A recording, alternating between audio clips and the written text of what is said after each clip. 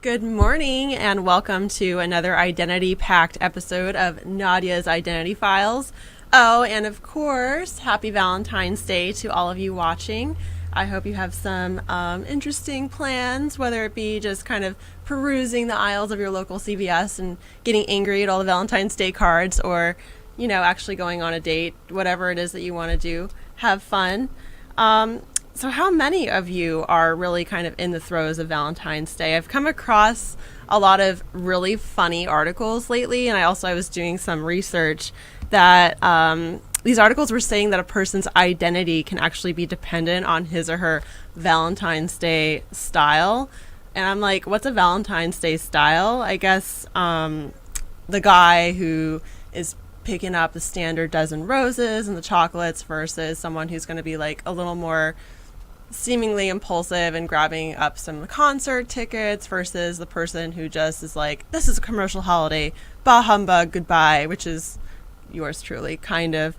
So it's just kind of fun to think about all of the different nuances that go into the Valentine's Day identities and styles, but I'll touch on a little bit more about Valentine's Day in today's portion of Identity News. But I would like to give you a little bit of a call to action. Let's just not think about Valentine's Day in a typical sense for a second. Let's just think about it super generally speaking. Let's just think about it in terms of love. So this call to action that I'm going to give you right now is to show a stranger some love today. I know that Valentine's Day has more romantic associations than anything else, but we really need a lot more love of one another. You go out there and if you're in line at Starbucks, tap the person beside you on the shoulder and say something nice to them. Reach out to somebody that you haven't talked to in a long time and give them some love. Every day, and mostly on social media right now, I'm just feeling a lot of hostility. I know some of that is because of the current political climate that we're in. But I want to feel the love. So go out there and give a stranger some love today. That's your call to action. Go do it and report back to me and let me know how that goes. If someone just ends up slapping you in the face, I'm sorry about that, but it doesn't hurt to try. And on the note of love, my two guests today have a whole lot of love to give. Ralph Michael Brecken is a pioneering multimedia artist and anti-war activist, world famous for his politically charged artworks that have been exhibited on 3 continents, 7 countries, and 11 cities. That's crazy. Super, super accomplished person. He's also an actor. He can be recently seen on HBO's Westworld. And my second guest, multi-hyphenate Brenna Ray, who you may recall coming on my show back in December when we were exploring identity and illness. She is doing what she does best, and that's using her art as a platform, as an entertainer, to spread awareness to specific causes. In January, Brenna launched the No More Bloody War campaign to educate people about the horrors facing war-torn Syria. The campaign has partnered with Save the Children to deliver aid to children in need in Syria. And I have the honor of working with her on this campaign. It's super exciting. I'm so, so proud of her.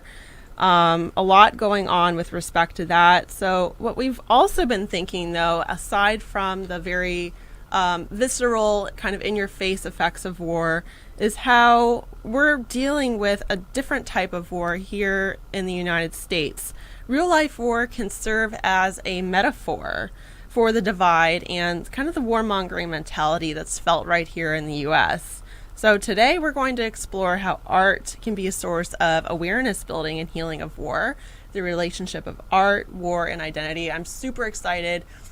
This is going to be a very powerful episode, so I thank you for tuning in. And as you remember, we have an upgraded platform now, so if you have any questions or insights or something that you want to say while we're broadcasting, please feel free, and we'll do what we can to address your questions. But first, before we go into that, obviously, it's time for today's Identity News. So back to Valentine's Day. Obviously, Valentine's Day is related to a saint. We all know that, right? So I want to give a brief history into good old V-Day from an identity perspective. It was first known as St. Valentine's Day, or the Feast of St. Valentine.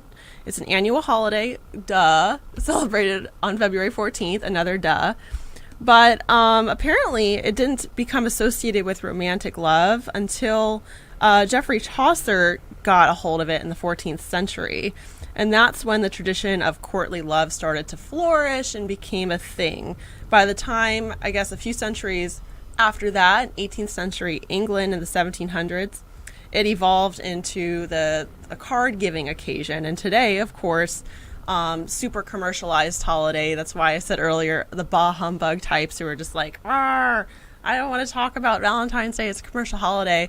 I actually said that kind of joking to somebody earlier this week. I was like, or over the weekend, I said, oh, Valentine's Day is a commercial holiday. And they went on this little rampage. I'm like, dang, this person's very passionate about Valentine's Day, but I'm pretty sure they're single. So, go get them, kid. Anyway, have fun, whatever it is you're doing, but back to that call to action for the Valentine's Day. Go show somebody some love. I'm not kidding you. Do it. Even if you give some random person a hug, as long as they don't look crazy and are not giving you like an angry side eye, they're probably going to appreciate it and think that you're super cool and giving, which is what we need so much more of. Love. We need more love.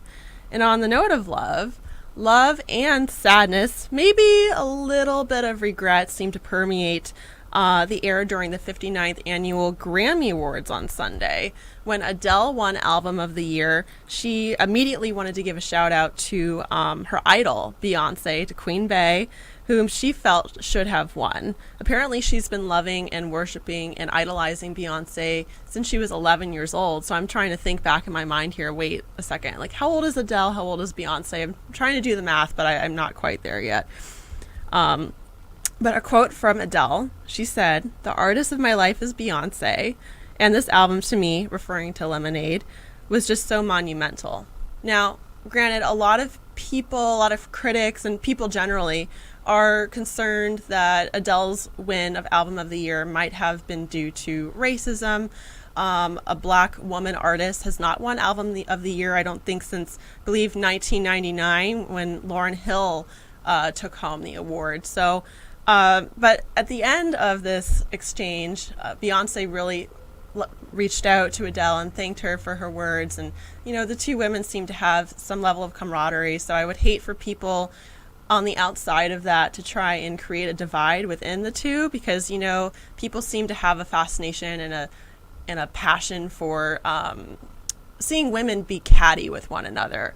And I don't think that's cool. If anyone's to blame for Beyonce not taking home Lemonade, Album of the Year for Lemonade, then we can blame the award show bureaucracy, but let's not pin the two against each other, because both are super accomplished women in their own right. And I want to keep with the theme of love, but also the theme of activism, which we're going to talk about a lot today, and highlight a super incredible, probably one of the best political events I've been to in my whole life, over this past weekend. On Saturday at the Black Cat Tavern, the 50th anniversary of the Black Cat riots of 1967 took place. People came out, probably over, it was a lot of people, well over 100 people attended the reenactment of the Black Cat gay rights protests, which, again, 2 years, 1967, 2 years before the Stonewall protests. Very few people know that the Black Cat protests, they by and large set the precedent for the protests that took place at Stonewall in New York. But, New York always likes to take charge and move ahead of SoCal. But all of that said, it was really, really powerful. People, gay rights activists from all generations came out to pay tribute to the protesters of 67 and really pay their respects and thank them for paving the way for LGBTQ activists of today. One of the people that was out on the stage in character is the estimable and incredibly accomplished Michael Kearns, who is an LGBTQI activist, and he actually came on the show. That's way back when I first started back in October. He came on the show, and we had a talk. So if you want to check him out more, definitely Google Michael Kearns. He was absolutely wonderful. But the energy was very powerful. Mayor Eric Garcetti was there. Ron Galperin was there. There were council people there. Even cops, gay cops came to the table, and they thanked the audience, the people involved who were out there, really trying to celebrate this event for being there and for their work. And it was just a really great feeling of togetherness. Wonderful, wonderful. Google Black Cat Protest and you can read more about it. Truly wonderful event. I was so honored to be a part of it. So when we come back, we're going to talk about love, war, and identity with Ralph Michael Brecken and Brenna Ray, aka Retro B. Stay tuned.